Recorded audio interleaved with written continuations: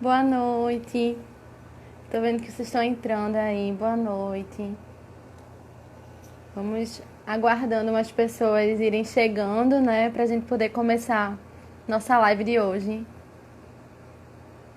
Me falem, por favor, como é que tá o áudio, a imagem, se estão conseguindo ver e me escutar direitinho.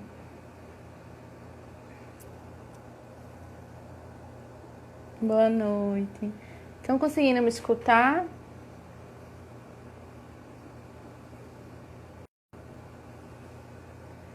Boa noite. Vamos aguardando. Pronto. Ai, Melo disse que tá tudo ótimo. Pri Canuto falou que tá tudo ok. Pronto. Vamos então esperando mais pessoas irem chegando, né? Pra gente começar a nossa live de hoje, né? Que vai ser com Maria Helena Barros, que é psicanalista, sócia do CPP e sócia do CPPL, né? Pra falar sobre relacionamento amoroso na quarentena. Vamos aguardando mais gente ir chegando. É o tempo também de Maria Helena ir entrando, certo? Pra começar a nossa live de hoje.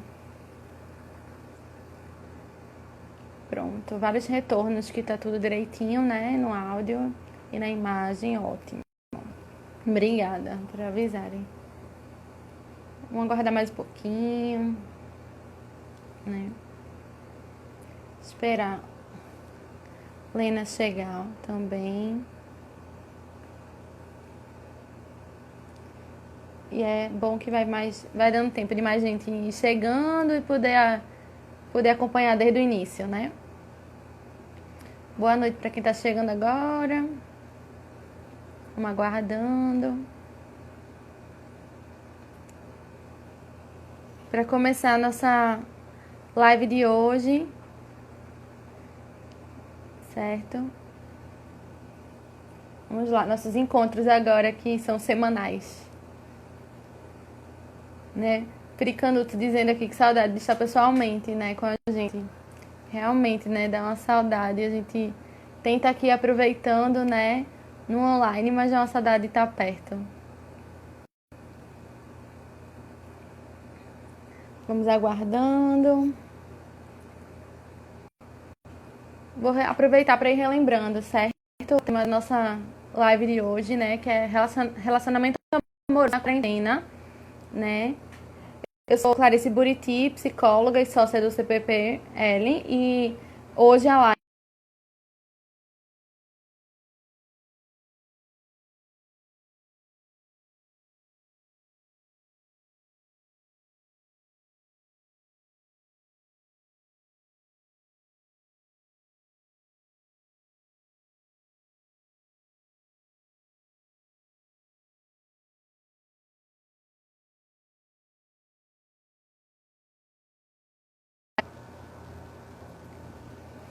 Eu acho que nós podemos ir começando, né? Lembrando, minha gente, antes de eu chamar a Lena, lembrando que durante a fala dela eu vou estar anotando, né, as perguntas de vocês, os comentários, certo? Que na medida do possível eu vou repassando para ela as perguntas, os comentários para ela poder falando sobre, tá bom? Aí podem ir falando, vez ou outra eu vou ter que me aproximar aqui da tela para ir olhando, vou anotando, tá bem?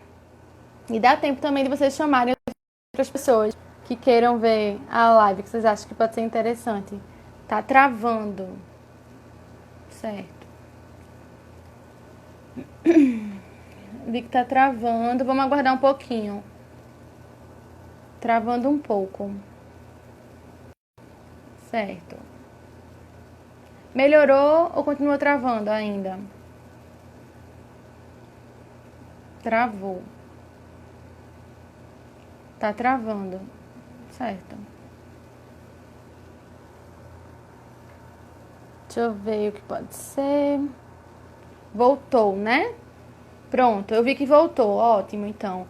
Então eu vou chamar a Maria Helena, certo? Pra gente poder começar a nossa live de hoje, que é sobre, como eu já falei, relacionamento amoroso na quarentena, certo?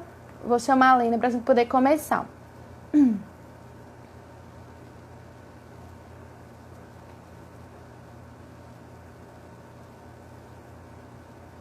Aguardando.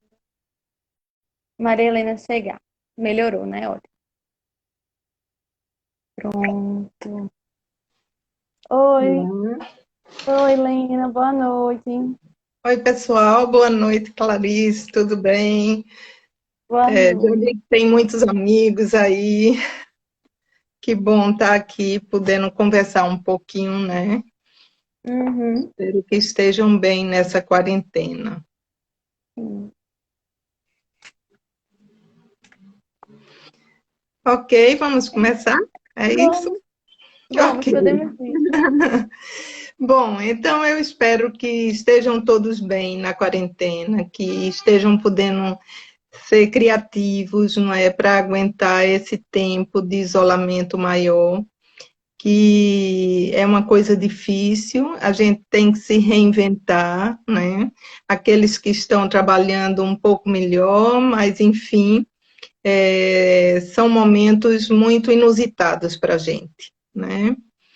E então, eu gosto muito desse projeto do CPPL porque nos põe em contato com vocês, né? A gente pode conversar um pouco e sair desse distanciamento. Eu acho que a gente tem uma grande vantagem nessa pandemia, não é? Diferente das outras, das anteriores, que a gente tem a tecnologia para nos ajudar a estarmos juntos, não é? Isso tem sido uma coisa, é, uma ferramenta fundamental, né? E que tem nos ajudado a pôr em contato com as pessoas, com o mundo, né?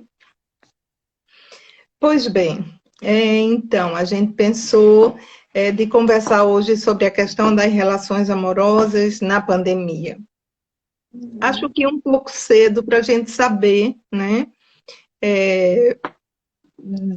de como estão sendo vividas essa experiência pelos casais, pelos solteiros, pelos recém-namorados, né, pelos casados há muito tempo. E eu acho que para início de conversa, talvez me posicionar um pouco em relação a como eu vejo as relações amorosas, né? Como eu entendo essa dimensão do amor e da convivência, né? Essa é uma temática é, que eu me debrucei no meu mestrado já há longo tempo, e resultou disso a escrita do meu livro A Paixão Silenciosa, uma leitura sobre Deu uma travada, né? relações amorosas. Oi? É que tinha dado uma travadinha quando você estava falando o nome do livro. Pois bem, A Paixão Silenciosa, né? Foi editado pela Escuta, através do apoio de um grande amigo, Manuel Berlink, que foi meu co, como é, meu suporte junto com Zeferino Rocha, né? Então, a partir daí eu tenho me interessado por essas questões. Depois eu iniciei o atendimento a casais. Comecei a ser procurada e isso me motivou muito. Foi uma forma inusitada, né? Porque eu tinha escrito sobre as relações amorosas, mas nunca tinha me voltado para o estudo da psicoterapia de casal. É um estudo amplo, que tem já uma história longa, que tem várias produções acerca disso, né? E eu escrevi uma vez numa jornada do circo, uma pequena apresentação, onde eu dizia que isso foi importante para mim, não ter entrado em contato imediatamente com as teorias sobre a psicoterapia de casal, porque eu revivi um pouco a experiência que tive no início do CPPL, né? Quando começamos a atender as crianças que apresentavam quadros graves de autismo ou de psicoses infantis, e, e era uma clínica muito nova, e a gente se voltou para ela, né? De uma forma muito cheia também de experimentações, digamos assim, né? A gente tinha uma possibilidade de criar nessa clínica muito grande, porque nada tinha sido escrito, ou pouca coisa tinha sido escrito, ou poucas questões estavam ainda colocadas, diferente de hoje, que é uma clínica que muito tem se falado, né? Então, nós constituímos uma forma muito própria de trabalhar com as crianças, né? E isso foi muito bom. Então, quando eu comecei a atender os casais, eu me vi novamente nessa experiência de iniciar algo sem ter os pressupostos teóricos de uma psicoterapia de casal, né? Tinha minhas questões, tinha minha visão, né, sobre as relações amorosas a partir do estudo do meu livro, do meu estudo no mestrado, comecei a ter as minhas posições acerca de como seria essa questão das relações amorosas e a intervenção junto aos casais, né? Então, a primeira coisa que eu acho que seria importante, né, a gente dizer, que foi também resultado de um artigo que eu fiz para uma revista do Círculo Psicanalítico do Rio de Janeiro, da cidade do Rio de Janeiro. Me pediram para escrever sobre as relações amorosas e eu escrevi um artigo que se chamou O Amor Rio, né? Fazendo uma comparação, um paralelo aí com as questões que Heráclito colocou em relação acerca dessa questão, não é? Ele dizendo que o rio ele é sempre novo, por mais que ele tenha um curso, suas águas são sempre novas, são sempre inusitadas. Então, não pode se definir um rio com conceitos precisos, né? Porque as suas águas elas estarão sempre em movimento e serão sempre novas águas. E eu acho que isso se dá também em relação à questão do amor, não é? No sentido de que o amor se faz sempre no singular, né? Se faz no singular, dependendo das características de cada um dos parceiros, né? Não só uma característica dos parceiros, mas também dos discursos que são instituídos culturalmente sobre o amor. Não é? A gente sabe que vem havendo mudanças muito expressivas, né? Desde o movimento feminino, desde o movimento hippie, desde vários movimentos que foram mudando a feição das relações amorosas, né? Pelo lugar diferenciado que a mulher começa a ocupar nas relações e que vão, então, começar a mexer, a pôr em xeque um pouco a nossa concepção de amor, que vigora há muito tempo, já em parte superada, mas ainda sobrevivendo em muitas subjetividades, né? Que é a concepção do amor romântico. Esse amor que apregoa, que é apregoado como a busca da plenitude, a busca da alma gêmea, né? A busca dessa completude que, que acontece quando os casais se encontram, não é? São diversas as formas de expressão e disso é que encontrei a cara metade, encontrei minha alma gêmea, né? E então modelo, né? Esse discurso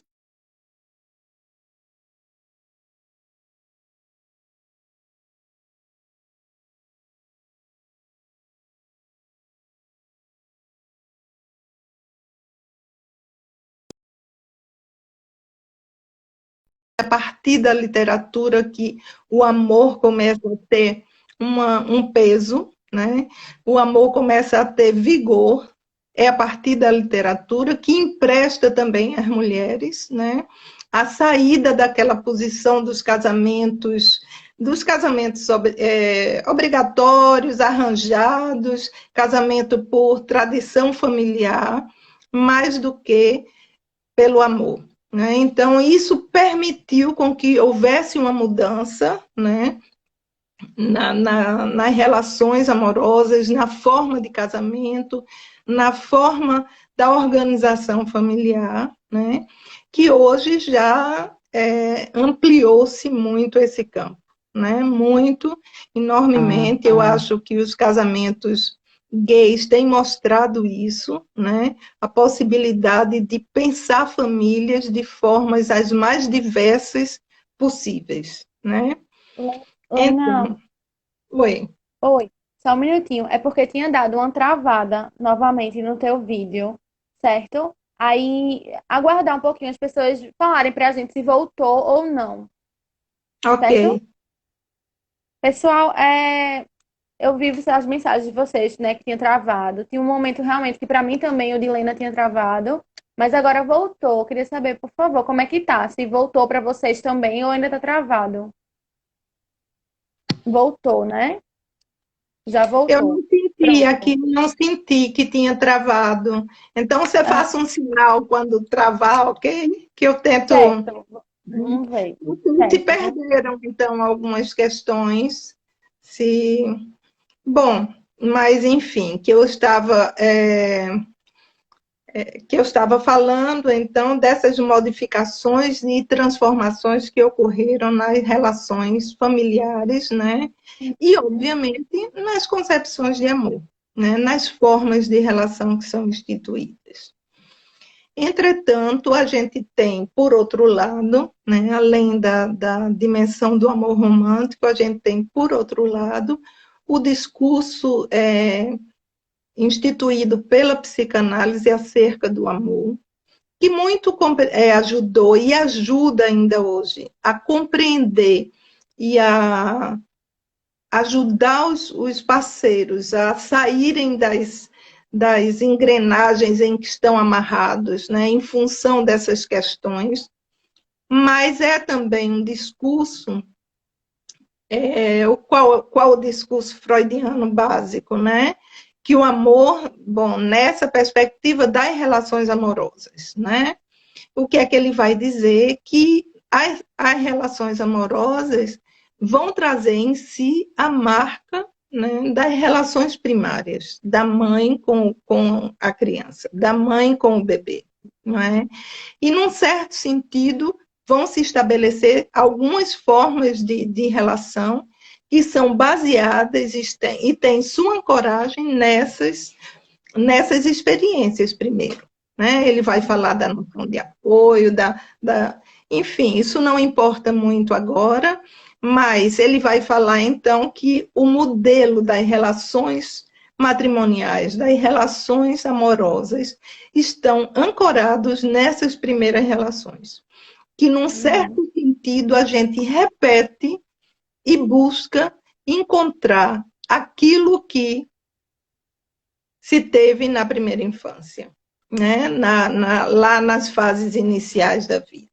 A busca de apoio, a busca de proteção, a busca de completude, de plenitude, né? Porque Freud também foi contaminado pelo discurso romântico, né? Contaminado não, influenciado pelo discurso romântico também, né?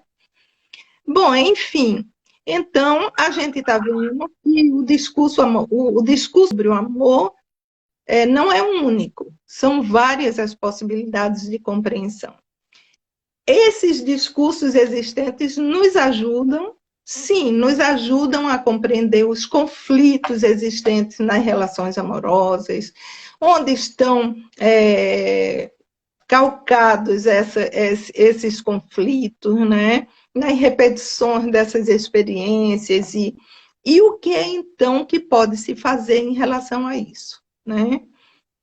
Quando eu fazia meu trabalho lá sobre a paixão silenciosa, eu ficava assim, meio desanimada. Eu disse, bom, então se a gente vai pelo viés de Freud, o amor não tem saída nunca, né? Talvez Lacan pense um pouco assim, não sei, teria que aprofundar mais nessa perspectiva. O amor não tem saída, porque alma gêmea não existe, plenitude não. Então, é sempre uma ilusão, é sempre uma invenção, mas uma invenção fadada ao fracasso, né? Por quê? Porque se você busca essas repetições, está demarcado aí uma falta, uma quebra em relação ao outro, visto como alteridade, né? E eu acho que isso é um dos problemas das relações amorosas, quando os parceiros não conseguem, não é, ver no outro um sujeito diferente, com suas características particulares e projeta neles mil coisas das nossas figuras parentais, das nossas figuras lá dos amores da infância, né? Então, mas aí eu fui atrás de alguma coisa que desse uma salvada, né, na concepção do amor, porque se a gente fica só ancorado nesses ranços das nossas constituições primeiras, fica meio complicado, né? Então, eu fui pegar um conceito que eu gosto muito de Winnicott, que é um conceito primoroso, né, sobre a transicionalidade, né, e eu escrevi, então, essa palestra também no artigo lá da revista da Sociedade do Rio de Janeiro, pensando qual seria, então, o que nortearia em relações amorosas, o que poderia possibilitar que as relações amorosas não se fechassem nessa busca de fusão, nessa busca de completude, nessa busca e aniquilasse o outro enquanto sujeito, não é? Enquanto alteridade, enquanto diferença, né? Então, eu fui buscar no conceito da transicionalidade de Winnicott a possibilidade, então, de se constituir o que eu chamei uma ética da criatividade, não é? Nas relações amorosas, né? O que é que eu chamo, então, a ética da criatividade, né? Isso foi, para mim, muito interessante, porque eu tinha uma paciente de 83 anos, e eu depois vou ler para vocês a poesia dela, né? Que escreveu para mim uma poesia que foi primorosa no sentido de esclarecer esse fenômeno, né? Pela via da poesia, ela fez isso, não é? Por quê?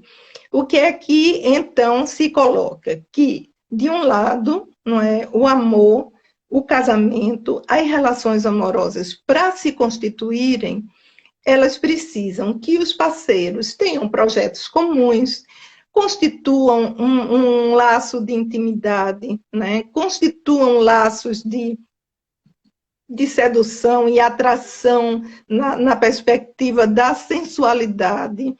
Precisa um pouco que eles construam esse nós, né?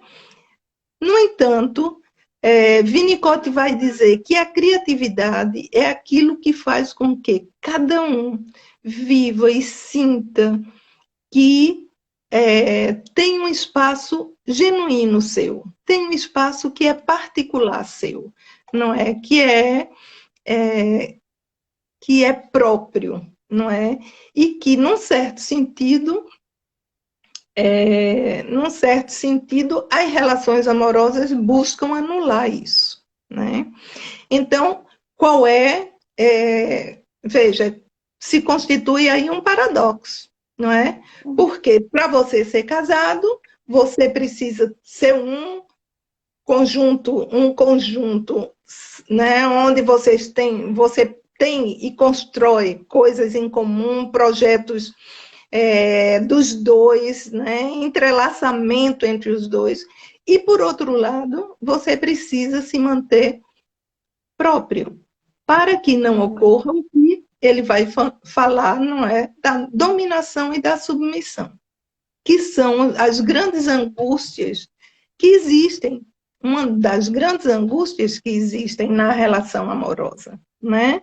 A angústia de os ciúmes demonstram muito isso, né? Os ciúmes buscam esse controle, esse fechamento, essa posse do objeto amoroso, né?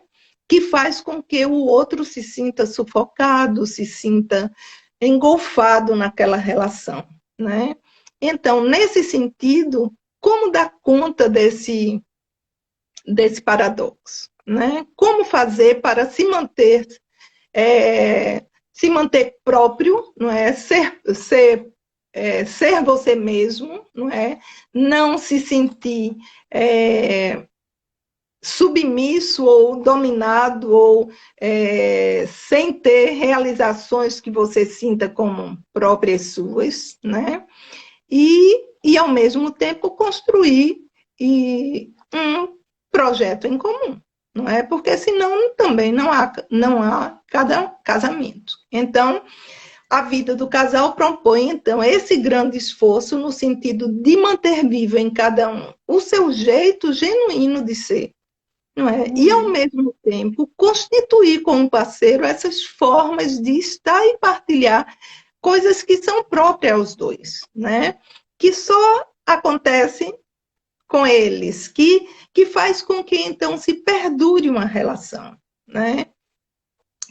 Bom, então, como fazer para lidar com esse paradoxo, né? E eu acho que essa é uma das questões que talvez tenha sido difícil, esteja sendo difícil na pandemia, algumas situações, não é? Porque, primeira coisa para dizer é que cada casal é um casal, não tem. Na pandemia acontece isso, não existe. Essa leitura, para mim, não funciona. Porque vão acontecer casais que estão aprofundando, que estão muito bem, que estão criando, vão aparecer outros casais que estão sofrendo muito, que vai depender da organização de cada família, da possibilidade de cada pessoa naquele momento da sua vida, né? Mas o que eu tenho visto acontecer, um dos aspectos que eu acho que na pandemia ficou difícil, é essa coisa de os namoros que estavam iniciando há pouco tempo estavam constituindo-se boas relações ótimas, muito apaixonados, não é? Mas relacionamentos de 3, 4 meses, 5 meses, né? Que, de repente, foram ficar juntos por conta da pandemia, por conta da quarentena, não é? E aí, de repente, uma relação que estava no seu início, né, no seu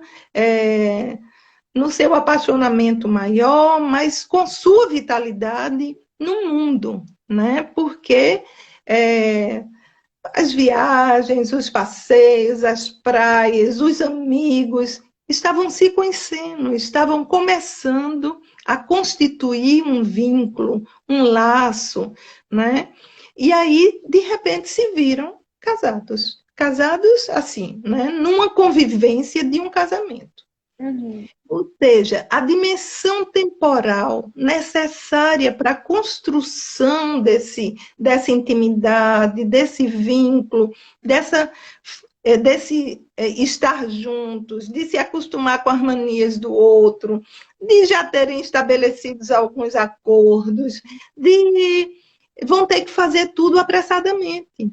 Estabelecer os acordos, como é, como não é, porque isso já é uma questão nessa pandemia. Quem lava os pratos, quem limpa o banheiro, quem bota o lixo para fora, Então, alguns casais têm possibilidade de fazer isso, né? Eu conversava com uma paciente e ela disse, não, ele não gosta de lavar prato. A gente estava assim, eu lavo um dia, ele lava outro, eu lavo um dia, ele lava outro. mas ele não gosta de lavar prato. Então ele deixava, ficava acumulado, e eu não aguentava isso. Então o que decidimos? Eu lavo os pratos, porque para mim não é nenhum problema. E você faz tal e tal e tal e tal coisa.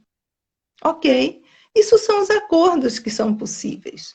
Mas, para que isso aconteça, é preciso que um e outro tenham essa capacidade. Já se conheçam um pouco para saber como o outro reage e como é que é possível chegar a esses acordos, né? Porque senão é briga eterna e permanente. Você não lavou o prato, então eu não vou fazer isso, sou eu que trabalho, sou eu que faço isso, sou eu que faço aquilo. São as coisas que vão começando a aparecer, né? Porque eles se viram, não é, muito precocemente levados a uma vida a dois, e uma vida a dois morando juntos, sem possibilidade de ir ao mundo, né? Uma vida a dois concentrada ali naquele apartamento, naquela circunstância. Então, acho que essa é uma das questões, né? Já você vê outros, né, outros casais que estão ambos trabalhando, cada um fica no seu, nas suas tarefas, se encontram de noite, vão tomar um vinho, vão ver um filme, almoçam juntos, ou seja, alguns casais têm essa oportunidade de estarem mais juntos, mantendo esse espaço de cada um, né? Quando isso acontece, é muito bom, porque as coisas fluem, né? Como também você vê outras famílias, né? Eu tenho acompanho também uma pessoa que ela tem 2 filhos já adultos, ela e o marido, e se dão muito bem, é uma família muito harmoniosa, né? E eles estão descobrindo formas muito particulares de trocas de afetos, né? De encontro com o outro, do que podem propiciar no Dia das Mães, no dia no aniversário de cada um. Então, podendo partilhar juntos de uma forma harmônica e criativa, não é? Mas a gente sabe que os conflitos existem. As pessoas têm dificuldades emocionais, ainda não conseguiram elaborar certas questões e certos sofrimentos que são próprios, que são seus. E aí você tende a projetar no outro, a acusar o outro, a dizer que o outro é o culpado de todos os seus males, né? Se o outro se afasta um pouquinho, esse outro já não me ama, já não me quer, ele só liga para o trabalho, ele não me ama, né? São as angústias que são próprias de uma relação, não é? Que não são coisas inusitadas, não. São muito próprias de uma relação, porque as subjetividades são muito complexas. E o casamento implica em 2 subjetividades, né? Então, as coisas, para poderem ir bem, né? É preciso, então, você criar alguns espaços, né? Eu tenho fomentado sempre isso. Crie espaços de estar junto. Respeite o espaço do outro.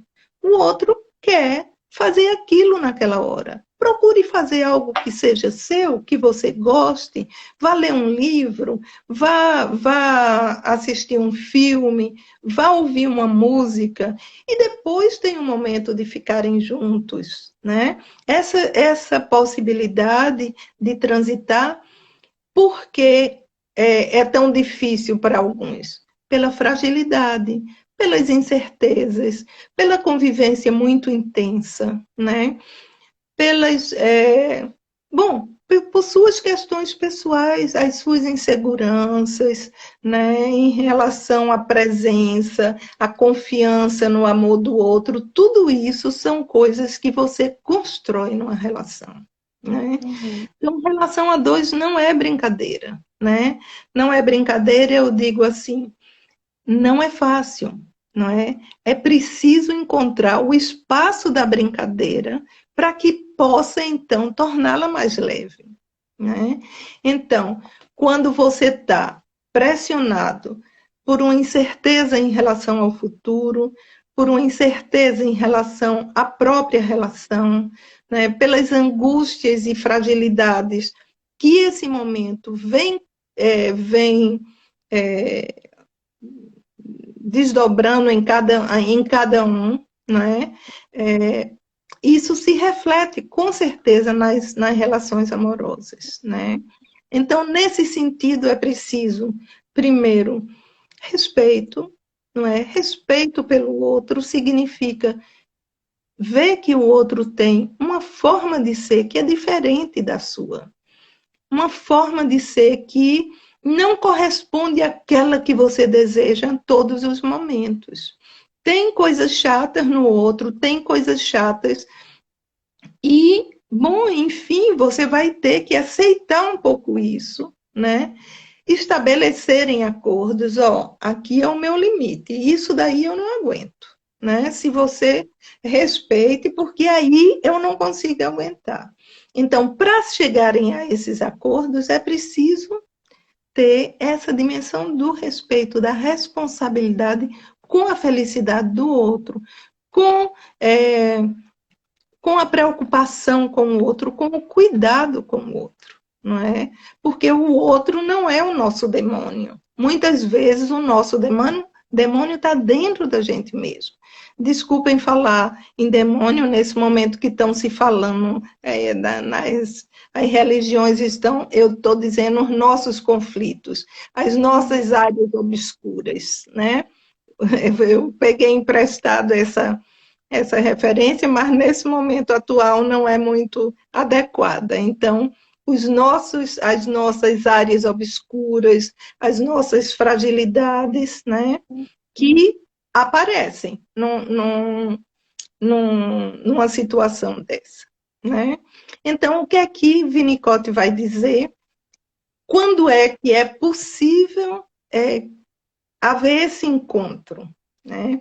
E ele vai tomar também emprestado a referência das relações primárias, da relação da mãe com o bebê, né?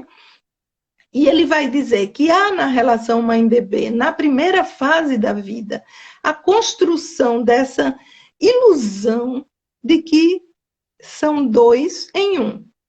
Mãe e bebê, como se fora uma mesma pessoa. O bebê não tem, no primeiro momento, essa ideia de que existe ele e existe a mãe. Então, ele é lá, todo poderoso, porque ele satisfaz sua fome, porque a mãe não existe, a mãe é ele mesmo, né? Mas Winnicott vai dizer que essa experiência é tão fundamental. Por quê? Porque dá confiança na presença do outro, no amor do outro, né? Na confiança de que o outro está ali, não é? Mesmo quando ele se afaste, né? Se ele viveu essa experiência de ilusão de uma forma plena, de uma forma rica, de uma forma lúdica, com sua mãe ou com o meio ambiente ao seu redor, ele vai poder, então, ter mais confiança nas relações amorosas, não é? Na presença do outro, mesmo que ele esteja distante, mesmo que ele esteja lá dormindo ou lá assistindo um filme que você não quer assistir, então você vai ler um livro, lá trabalhando enquanto você está fazendo outra coisa, mas permanece sendo a pessoa que você ama e que lhe ama, né? Então, não perde. Essa distância não corta, não separa, né? Ela possibilita que cada um tenha o seu descanso. Essa possibilidade de ser você mesmo ali, quieto, sem querer outras pessoas ao redor, né? Para depois, então, fortificado, né, haja novamente o encontro, né? Então, nesse sentido, a relação amorosa precisa de criatividade, não é? Precisa de que você construa coisas que são um pouco mágicas, só entre você e o parceiro ou a parceira, né? Só entre os dois acontece aquilo num momento específico, né? Num momento que é mágico e que dá, então, base para a relação amorosa, né? E, então, deixa eu ler para vocês, para finalizar e a gente poder conversar um pouquinho, né? A poesia da minha jovem senhora de 83 anos, Clotilde Santoianni. Ela nunca publicou. Eu pedi a ela autorização para colocar no meu livro essa poesia e ela me deu. E eu queria ler aqui para vocês. Ela chama Conjugação Conjugal. Se você dorme, eu sonho. Se você canta, eu choro. Quando nado, você voa. Quando é tudo, sou nada. Se falo, você cala.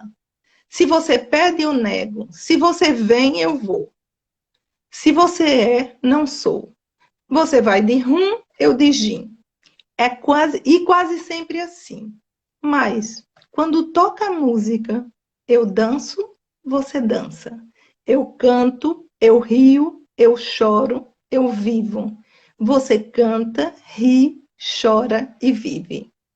E assim dançamos, pensamos, sentimos, falamos, vestimos, despimos, e assim continuamos, mesmo quando paramos. Eu achei essa poesia assim de uma sensibilidade enorme e expressa justamente isso que a gente estava conversando. Esse espaço de ilusão. A dança era para eles esse espaço de ilusão, onde o encontro se fazia e ali os dois eram plenos, não é? O que ela vivia, ele vivia, e vice-versa. Não é? O que ele vivia, ela vivia, e eram como se fosse um só, não é? E isso fazia com que houvesse um descanso de todos aqueles outros momentos que ela descreve no início, de que um dorme, o outro sonha, um canta, o outro chora, um é tudo, o outro é nada. Então, para suportar esses momentos, não é? Das relações, das construções amorosas, das construções familiares. Então, é preciso sempre a criatividade, sempre construir espaços onde você possa partilhar com o outro e brilhar e pôr as conversas em dias. Se já são casais antigos, conversar sobre os filhos, os aperreios. Se não são, saírem para se livrar um pouco dos filhos, deixa eles em casa e vão para tomar um uísque, uma cerveja e nem pensar em filho nesse momento, né? Quando a quarentena se impõe, isso fica mais difícil, não é? Porque a convivência é muito intensa. Mas mesmo na presença, você pode construir espaços onde você seja um só. E você pode construir espaços criativos, onde você possa partilhar a ilusão de um encontro onde as coisas correm bem. As coisas são brilhantes, né? Bom, foi isso que eu pensei em conversar com vocês, né? Sobre um pouco minha concepção, como eu vejo essa concepção das relações amorosas, né? Num certo sentido, eu trabalho com os meus pacientes na busca de construírem, que eles possam construir esse espaço. E uma outra coisa importante também, para essa pandemia, é poder se escutarem, né? Muitas vezes é muito difícil você escutar o outro, né? E você fala uma coisa, o outro interpreta mil outras coisas completamente diferentes daquilo que você disse. Poder escutar o outro e deixar aquilo calar em você, né? Calar é entrar, integrar, fazer parte. E aí você vê se compreende o outro a partir do que ele fala e não do que você supõe. E não do que apenas você supõe. Não é? Porque as nossas suposições têm a ver também com questões imaginárias nossas, não é? Desafetos anteriores nossos, descrenças nas relações amorosas nossas, advindas de outras experiências, né? Então, escutar o outro é uma grande possibilidade também nesse momento, né? Eu tenho dito muito aos... faltou falar um pouquinho, né? Uma paciente disse, tem que falar também dos que estão sem namorados, dos que estão sem parceiros, né?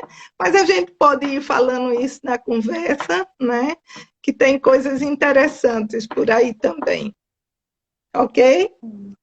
Uhum. Ok. Deixa eu ver a hora aqui primeiro. Que a gente já tá com um tempinho meio corrido, Lena. Mas tem alguns comentários que foram feitos, assim. Mas assim, você com a poesia, né, maravilhosa. Todo mundo também comentando como a poesia era maravilhosa. Eu acho que realmente ela fala muito do que você estava dizendo, né? Ela amarrou tão bem que eu até fiquei, meu Deus, como é que eu vou fazer tipo, um novo comentário se tá tão amarradinho? Mas Aham. teve assim, um comentário de Rafa Paixão, né? Comentando como talvez a pandemia, né? A situação de estar em casa o tempo todo, nesse grudado assim com a pessoa, digamos assim, talvez seja a pandemia escancarando, né? A ilusão desse amor romântico, né?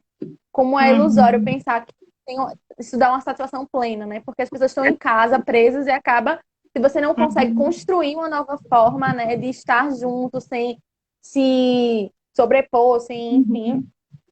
como escancar essa ilusão. Isso E Rafa são também as... faz Sim, diga. pode falar. Não, que Rafa também fez outro comentário falando, né, sobre essas novas possibilidades, né, de você ir criando novas possibilidades de estar em casa sem poder sair, mas ter cada um seu espaço, né? E aí ela Uhum. fala, né, citando o Winnicott, né, que é como a conquista, né, da possibilidade do estar só na presença do outro, Exatamente, né? Ela traz exatamente esse por aí, conceito. né? Sem se sentir só, não é? Sem se Uhum, sentir só. Isso também é muito importante, né? Não uhum, só poder estar só na presença do outro, você aguentar isso, como também não se sentir só, né? Se o uhum, outro está quieto no sim, canto dele, né? uhum, Mas uma das coisas que eu penso, que eu pensei um pouquinho em relação a esses namoros virtuais que têm acontecido, né? E que eu tenho achado até interessante algumas questões. Porque uma das coisas que estava dificultando muito os namoros também começa virtual e essa coisa assim, mas era a rapidez com que essas coisas aconteciam, não é? Você começava a conversar com o cara, ou num aplicativo, ou enfim, através de algum contato, você conversava, 2 dias ou no mesmo dia, ou 2 dias depois, já estavam tendo experiências sexuais e tudo mais, nenhum problema em relação a isso, só que tudo muito rápido, não é? Tudo muito... Eu tenho um paciente que me disse uma vez, eu não vou me apaixonar nunca, porque eu entro na festa, aí eu fico, beijo, beijo, beijo, beijo, beijo várias, na mesma noite, eu beijo todas, como é que eu vou saber que eu quero ficar? Como é que vai ter esse encontro? Pois é, não tem como ter um encontro, se as coisas vão nessa temporalidade, né? Nessa intensidade de experiências que precisam de uma temporalidade. E eu acho que nesse momento da pandemia, como você não pode se encontrar porque está, né, privada essa convivência, eu tenho visto jovens assim, desde janeiro, fevereiro, março, abril, maio, a conversar, a conhecer, uhum, a uhum, desdobrar esse contato, poderem ir se conhecendo, não é? O que vai uhum, ser depois aí o encontro vai, claro que um encontrozinho ajuda, né? Porque a dimensão do corpo requer cheiros, requer pele, requer, mas poder ir conhecendo, dar um tempo do acontecer da relação, do acontecer do vínculo, do acontecer do interesse, do conhecer a pessoa e valorizar, como ele pensa isso, aquilo outro, né? Eu acho que esse é um dos aspectos positivos que eu tenho visto na pandemia, apesar de que os solteiros estão muito aflitos, porque há muito tempo estão sem poder conviver, não é? Sem poder namorar, de fato. Você comentou, né, isso do aplicativo. Eu li uma reportagem dizendo, né, que os aplicativos tiveram algumas pesquisas dizendo que aumentou o tempo de conversa das pessoas, né? As pessoas começaram a conversar por mais tempo. Isso que você Exato. disse, né? Dá, sei lá, um aplicativo, sei lá, dá um match lá, né, que é como se fala, dá um match e passam mais tempo conversando. Já escutei casos também de pessoa entrar para conversar mesmo. Tô cansada, vou entrar para conversar, né? Uhum, Então, isso as pessoas vão criando novas formas, né, também. com certeza. E eu acho que deixamos de falar nisso, né? Eu acho que eu enfoquei mais as potencialidades da relação poder acontecer de uma forma harmônica, mas a gente sabe também, não é, que tem explodido intensamente a violência doméstica, né? As Uhum. relações amorosas que são pautadas pela violência, mas isso seria um assunto de novas conversas, né? Uhum. Porque É, tem, tem é, particularidades muito sim, próprias, né? é. Uhum. Tem também aumentado muito o número de separação, né? Tem Uhum, tido algumas reportagens formando. Mas eu acho que uhum, realmente isso em relação à violência doméstica é um tema muito amplo mesmo, né? Pra gente conseguir uhum. tratar em minutinhos, É, então. Pois bem, Lena, tem aqui algumas pessoas pedindo poema, né? Depois a gente pode ver um jeito, né, de divulgar o poema escrito uhum. inteiro, né, na nossa rede. Pois é, eu E agradeço também, muitíssimo a essa paciente minha, que não é mais, ela foi há um tempo atrás, Clotilde Santoianni, e eu agradeço muitíssimo ela ter me cedido isso, e fico muito feliz de divulgar as poesias dela. Ela tinha inúmeras, né? E eu fico muito feliz de poder divulgar a poesia dela. aham, Gilma está perguntando o nome completo de Lena, é Maria Helena Barros, né? E Lena também teve uma pergunta, a gente está encerrando já pelo tempo, mas teve uma pergunta que é onde é que pode encontrar os seus trabalhos, né? Você citou o livro e um artigo, né? Uhum. Onde é que pode Veja, ser encontrado? o livro a gente tem ainda, eu não sei se tem ainda nas livrarias, porque como já faz muito tempo, pode ter esgotado.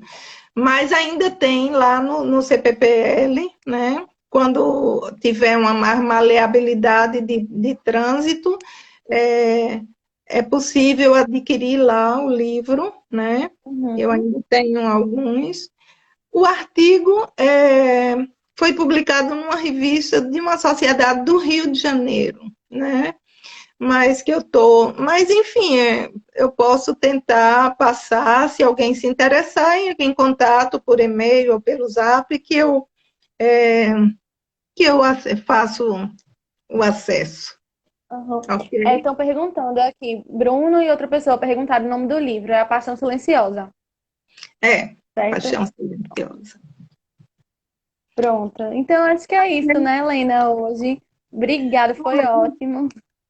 Muito, muito obrigado aos ouvintes, amigos e aos novos conhecidos, né, que possam ter se juntado hoje para conversar. E eu espero que tenha contribuído para refletir um pouco sobre essas questões. Ok? Ok, Helena, obrigada a todos também. Lembrando, né, que nossas lives agora são semanais, certo? Então, em breve a gente divulga a próxima. Fiquem de olho. Obrigada pela participação de todos, né? E sua também, Lena. Boa Ok, noite, obrigada, gente. Boa Clarice. noite, Lena. Um beijo. Tchauzinho. Beijo a todos. Beijo.